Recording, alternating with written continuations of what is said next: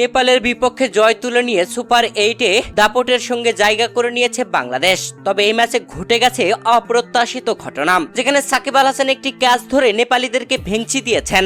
একই কাণ্ড ঘটিয়েছেন সাকিব। অন্যদিকে জুনিয়র সাকিবের সাথে নেপালের অধিনায়কের তুমুল মারামারি।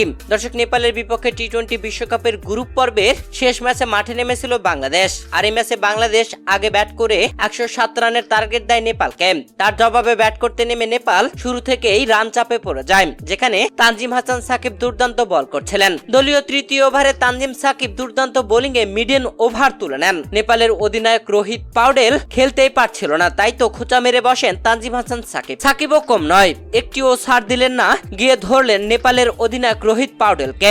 এক পর্যায়ে দুজন তর্কে জড়িয়ে পড়েন এবং কি হাতাহাতিতেও জড়িয়ে পড়েন, একে অপরকে ধাক্কা দেন। আম্পায়াররা এমন ঘটনা দেখে বেশ চমকে যান এবং তানজিম হাসান সাকিবকে সরিয়ে নেন।